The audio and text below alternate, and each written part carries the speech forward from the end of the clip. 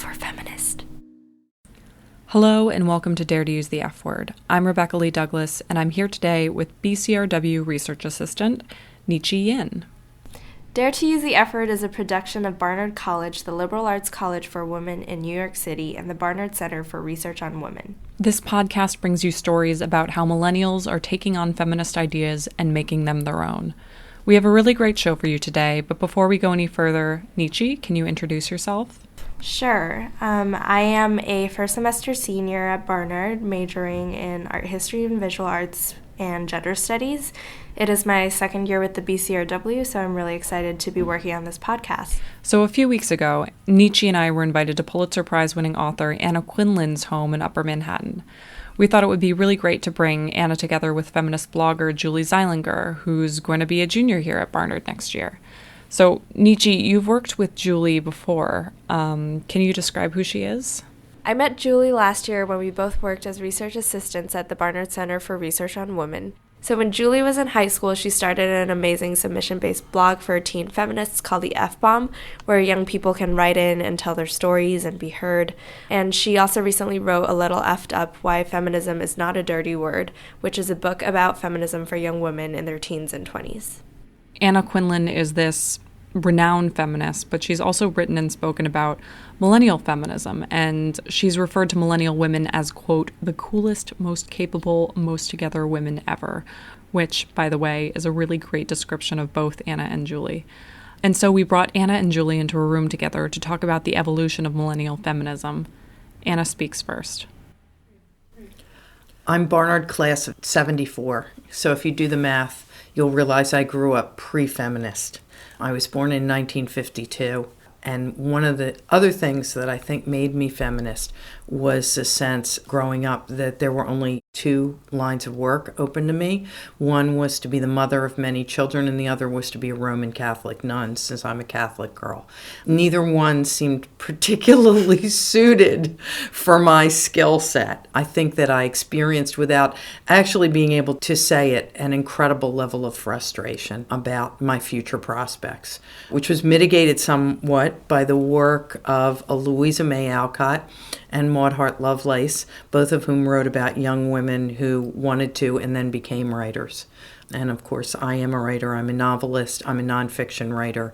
For many years, I worked at the New York Times, where I ended my career as an op-ed page columnist, and I was also a columnist at Newsweek. And because I was frequently the only woman doing that at those particular places, and the only woman in a visible position at some publications, I wound up writing disproportionately about women's issues in general and feminist issues specifically.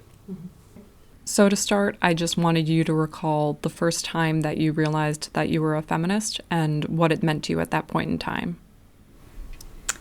I actually don't know that there was a single defining moment. I always say I found out about feminism through the issue of female feticide and infanticide, and just realizing that something so misogynistic and violent was happening was sort of an awakening for me, and really implored me to find out more about the feminist cause, about women all over the world. But in terms of calling myself a feminist, I think it was really more a gradual realization that this was a word that defined things I already believed in. I wish I could say I came to feminism altruistically, but I did not. I realized I was a feminist in history class my junior year in high school. I am pretty sure I was the smartest person in that class, or at least one of the smartest. And I had a history teacher who was really smart and really good, but who seemed to not take female students very seriously. And, you know, here I was, somebody who was very social and cheerleading and homecoming court and this and that. I was no one's idea of a radical.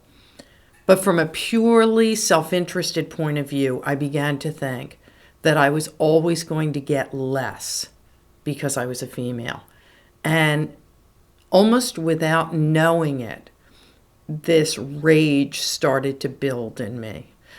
But in the beginning, that rage completely came from a place of self-interest. Do you remember how that teacher was behaving towards you that inspired that rage? I think one of the things that's so interesting and so mysterious about people not taking you seriously as a woman is that frequently it's not writ large. It's in tiny little gestures or tone of voice. And one of the things that enables the person to do, if confronted, is to say, I don't know what you're talking about. I was just making a joke, or I don't know what you mean about my tone. We were all in love when I was growing up in feminism in the early 70s with the really big bad stuff. You know, Sandra Day O'Connor is second in her class at Stanford Law School, goes to interview at law firms, and they say to her, "We will never hire a woman lawyer." That makes it pretty easy. I mean, that's pretty simple, kind of basic sexism. I think the problem is that what most of us face most often is really nuanced stuff. And I can't remember anything specifically that teacher said. All I know is that for the first time in my life, I thought I wasn't going to be taken seriously because I was a woman. And as somebody who'd sort of been raised by her father as her father's oldest son, I was really unaccustomed to that feeling. And it drove me then, and it's driven me ever since, but on a more altruistic level now. It's an interesting point. Like I always say, for our generation, feminism is a much more subtle fight, especially because second wave feminists made so many concrete victories in economic policies and legal policies. And for us, it really is the daily things, the little things that sometimes we can't put our finger on. Like I've talked to so many young women my age who don't realize that sexual harassment is what it is. They think maybe they imagined it, like it makes them uncomfortable, but they're not able to identify it as a feminist issue or as sexism itself. So I think that that's incredibly relevant for our generation. So, Anna, you say that you were born pre-feminism, and now you're living at a time when millennial feminism is the norm. I know that this is sort of a complicated question, but how have you seen feminism shift and change during your lifetime, and how has your feminism changed with it? I mean, you go from no women permitted to go to law school to only 5% of the class at the law school can be female, to now 50% can be female, and yet somehow the partners at major law firms who are female only occupy 15% of the masthead. So what's the deal here? Where are we? And I think where we are is in the midst of a lot of unfinished business. I think we still have a lot of older men running institutions who are not bad guys, but they tend to hire and promote and mentor those who remind them of themselves when young, i.e., other white men. And then we also have a moment when we're looking at the institutions of society, and men and women are bringing very different attitudes towards them. I don't know about all women, but I've looked at certain of the jobs that my male counterparts have, which require the 90-hour week. And God bless them, I don't want those jobs. I want to have really satisfying work, and I want to have a really satisfying life. And I think of those two things as different. And perhaps because we haven't been an entrenched part of the professional world for millennia, women, I think, feel freer to question it, to question how things are run, and whether we want them to be run that way, and short-term, whether we want to be a part of the agenda. But having said that, I mean, I think things have changed so much that it makes my head spin. You know, when I was 18 years old, I couldn't have imagined Hillary Clinton. When I was 18 years old, I couldn't have imagined 20 female senators. And I hope when I'm 80 years old, it will be incredible to me that there were ever 20 as opposed to 50, as there ought to be. I think it behooves us to remember that the world has changed in some ways radically in a relatively short period of time. It also behooves us to remember that when we say that, it in no way, shape, or form means that we think the work is done or even close to being done. Mm-hmm. Yeah, I think so much of what feminism is to the millennial generation is sort of negotiating how much change we have accomplished and sort of acquiring that legacy in a way. I think a lot of what we have to focus on is how do we allow society to catch up to the economic and legal progress that we have made. And I think because of that, feminism often tends to be a much more personal and, as we said, nuanced experience. And I think also, whereas feminism in the 70s may have been more of a concrete social movement, it really has dissipated into our individual lives in a social experience. I think there are two ways to make social change. One is the way we did it in the 70s, where there were marches, where there were court cases, where there was pushback against organizations and structures and so on and so forth, and it was quite successful. But the other way is to change people from the ground up, and I think I'm keenly aware of that because I'm the mother of 2 sons and a daughter. And one of the things that is important for us to keep front and center is that feminism has been fantastic for men. Just fantastic for them. To the extent that men are now more involved in raising their own children, that is nothing but a good thing. And to the extent that in this economic atmosphere, men don't have to be the only ones paying the bills and keeping their families afloat, that is nothing but a good thing. And to the extent that in organizations we bring, if this is the case, consensus and communitarianism to the table, that's nothing but a good thing for our male counterparts. So I think one of the things that gets bent when we tell the story of feminism is that this is a movement by women for women. This is a movement that started out as being by women for everyone, and that's exactly what it's been. It's made everything better for everybody. So, Julie, that reminds me of a lot of what you discuss in your book and how that applies to the millennial generation. Can you explain your perspective on what it means to be a feminist in the millennial generation? And I know that you write about how it's not just about women, it's about gender, it's about sexuality, it's about embracing different types of people and different ideas.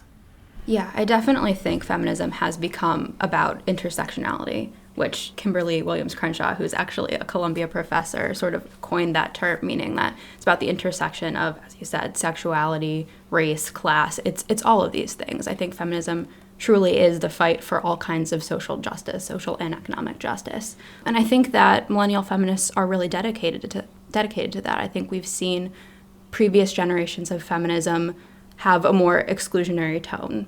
And I think that we're learning from that. And I think older feminists actually are learning as well. I hate to talk about the wave model as if second wave feminists don't exist anymore or aren't relevant. I think that a lot of second wave feminists are incredibly involved and that they still influence millennial women. I know that a lot of my mentors are second wave feminists, and I think that we're learning from them in real time, not just from their past mistakes or their gains. But yeah, and I think it's very important to emphasize the role that men play in feminism.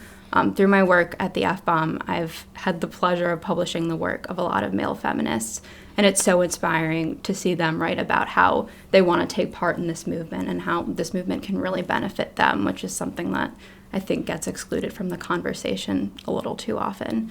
And another really important part of millennial feminism is our activity online.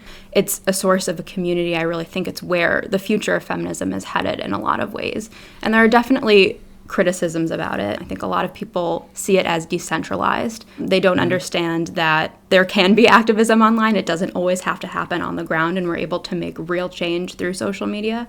There are a lot of campaigns through social media that target huge corporations if they have offensive ads or offensive products. People are able to use Twitter, for example, and start hashtag campaigns and really have themselves be heard.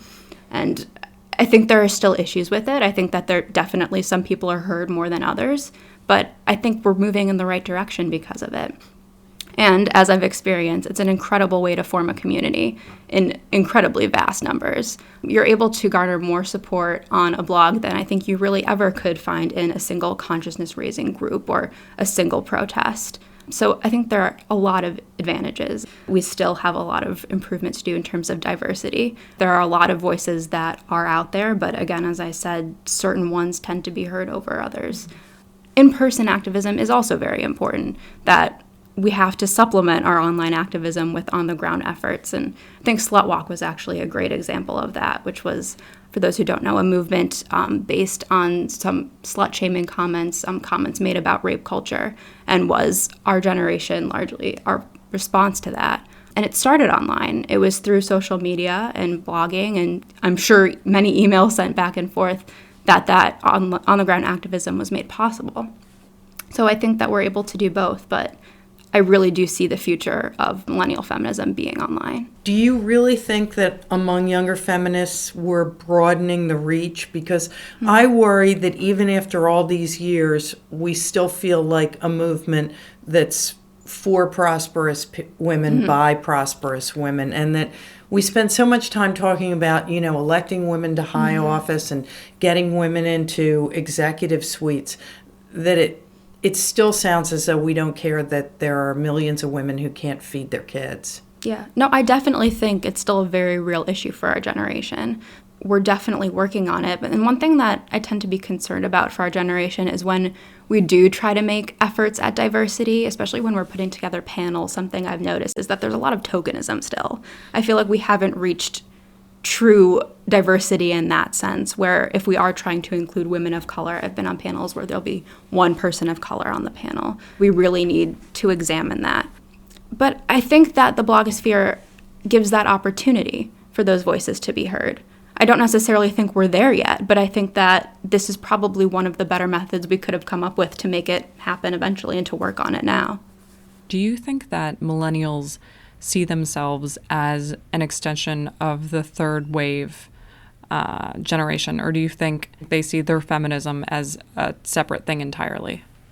More and more recently, it's becoming a second thing. I think we're just hesitant to categorize ourselves as the fourth wave, because I think a lot of people our age kind of have an issue with the wave model. Feminism is generally becoming a part of our lifestyle. I think it's a much more individualized pursuit. And I think while we're willing to claim the word feminist, again, I think it's something that we do in our daily lives. I know a lot of people who read feminist blogs but don't really subscribe to any individual one, aren't really part of a specific organization, but it's just another aspect of their identity. We sort of shy away from all categorizing ourselves as the same thing because, in a sense, it's more casual. And I don't think our commitment is more casual, but just the way we see it within our identity. I don't think it has to be all-consuming in the same way. Do you think that it's necessary for people today to identify as feminist, or is it okay if they don't use that word and just share those ideals?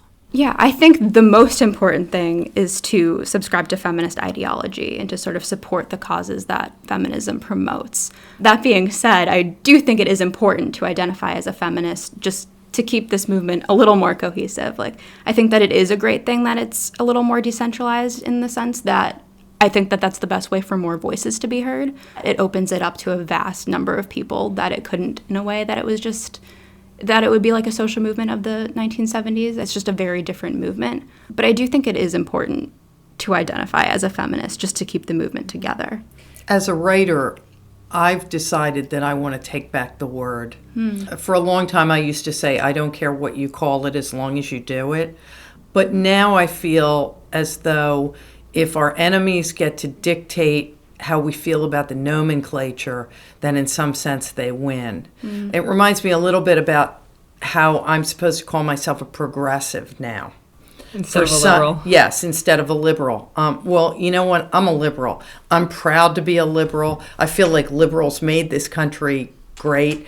And I'm going to keep on calling myself a liberal and not give it up just because the people who run Fox News decided to try to make it into a dirty word. And I feel the same way about feminism. You know, I just reread that quote from Marissa Mayer, the CEO of Yahoo, who says that she doesn't think of herself as a feminist, even though she believes in equal rights for women, to which I want to say, huh? And then she goes on to say that she feels like feminists have a chip on their shoulder, you know. Yeah. And every time I go to a college campus, I just get behind that podium and I say, my name is Anna Quindlen and I'm a feminist.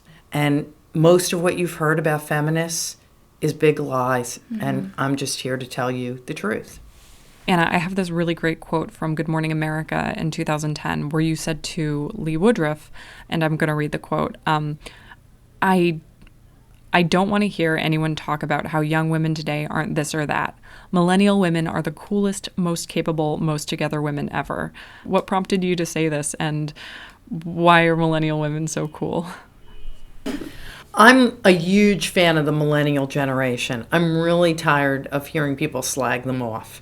The data shows that they've been the most philanthropic generation in terms of their time of any generation in American history, in terms of doing public service. One of the hardest programs in the world to get into right now is a program where you graduate from a great college and then go to teach in an underserved area of the country. That is Teach for America.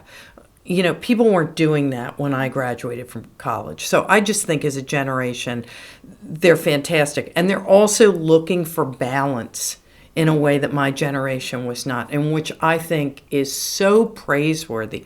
Both the men and the women are looking for balance. But when I talk to millennial women, most of them have such a kick-ass attitude. I mean, they're just full of themselves in the best way. They have all of these choices, and I know they're incredibly confusing, and I know they're under such pressure to look a certain way and live a certain way and be a certain way, but they seem to just be out there in a way that my generation was not. I mean, we were still living some of the housewife mythology of the 50s and 60s, and casting it off meant that sometimes we went from the thesis to the antithesis. Neither place is the best place to be, and I meet a lot more young feminists who are in this synthesis place. So that there's this kind of buffet aspect to their lives now. You get a little of this, a little of that, a little of the other thing that I love, that I admire, and that in a small way I kind of envy because it wasn't where things were at when I was in my 20s. Well, thank you. As a member of my generation, I thank you. But I definitely agree. I think my generation is looking for this sort of fluidity that wasn't really possible for any previous generation. And we have a lot to owe to our mothers and grandmothers and fathers and grandfathers for that.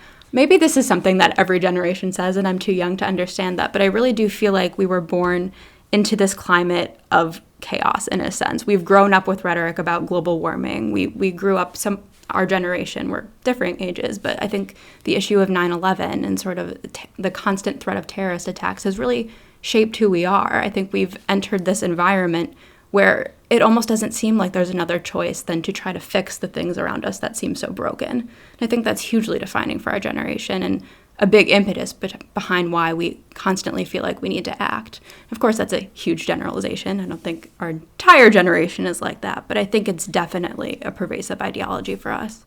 Both of you are Barnard women. Anna, you graduated in 74. Julie, you're going to be a junior here next year. How has your experience at Barnard, or how did your experience at Barnard shape your feminist views, or how have you been involved in the feminist community at Barnard? I don't think I would say I was involved in a feminist community at Barnard. There were a lot of litmus tests when I was in college. There was a lot of feeling that more conventional young women couldn't, by definition, be feminists, that to be feminist meant to be radical. Sometimes that to be feminist meant to be lesbian. I wasn't a radical. I'm hetero. And so to some extent, I think I felt disinvited from the party. At the same time that I would say that my years at Barnard made me emerge thinking unequivocally that I was a feminist. And part of that was because of the women who surrounded me. I mean, the idea of looking around a seminar table at Barnard and saying, oh, women aren't capable of this or that is on its face absurd. And that's really what I came away from. On the one hand, I wasn't terribly happy during my years at Barnard, in part because of feeling a little bit like, I was the crew neck sweater girl in a tie-dye world. At the same time, it changed me utterly, and all for the better, in ways that have paid off over and over and over again in my life since. I'm still trying to figure out what feminism is like at Barnard because I am in the midst of it, but I think it's a really unique experience, and this could be true of all women's colleges in general. But what I found my freshman year was, as a self-identified feminist, I expected to go there and just be surrounded by feminists, and it would be a feminist utopia, and everyone would discuss all of the feminism all of the time. But the thing that I found was actually, I think in part because of Barnard's relationship with Columbia, there was a lot of resistance at first, and a lot of young women sort of stepped back from it and felt that they needed to distance themselves, especially because at Barnard, feminism is completely seeped in the ideology of the school. It's in every class. It's in the things that we read. It's simply everywhere. So I think at first there tends to be a little bit of resistance, but what I'm finding, that goes away, and I think young women come to really embrace it. And it is an incredible place to be a feminist. Most of my involvement has been through the BCRW, which is just an incredible resource. They bring amazing speakers. They really try to involve students in the work that they do, which is nationally renowned. It's really just an incredibly welcoming place for feminist thought, and I'm so thankful for that. I want to end with your go-to response when people ask you why we still need feminism today. What I get asked more often when I say that it's judging people based on their abilities rather than their gender is, well, wait, isn't that humanism? Mm-hmm. And what I always respond is, when we have a level playing field, it will be humanism. But unfortunately, I feel like we're a long way from a level playing field. Yeah, I totally agree. When I get that question, you'd think I'd have like a stock response at this point, but I really don't. Mostly because I'm so seeped in it that sometimes it's just shocking to me that people don't understand feminism. But I think, especially for our generation, it depends a lot on context. Because especially with other young women, there are a lot who simply do not understand what feminism is. They really haven't been exposed to it. And in that situation, it's a teaching opportunity. I try to explain why I call myself a feminist, what this movement is really about. But then, on the other hand, I think there are a lot of people who come from a place of immense privilege who feel that they don't need feminism because personally they might not have experienced inequality. And in that instance, it's really about trying to help them move past themselves and their own worldview and say, there are a lot of people in this world experiencing a lot of different kinds of oppression, and we really need to be sensitive to that and open to that. Even if you feel this isn't a movement that can benefit you, it's really about understanding what's happening in the world as well. Well, Anna, thank you so much for letting us into your home. Julie, thank you for coming here today, and thank you both for being a part of Dare to Use the F Word. Thank you so much. The F word. We're out of time for today, but thank you to everyone who helped put the show together. A special thanks to this month's guests, Anna Quindlen and Julie Zeilinger. Thanks to Nichi Yin for co-hosting, and a special thanks to Sarah Dooley, who composed the podcast song. We'll be back next month, but for now, we'll just leave you with a dare. Use the F word.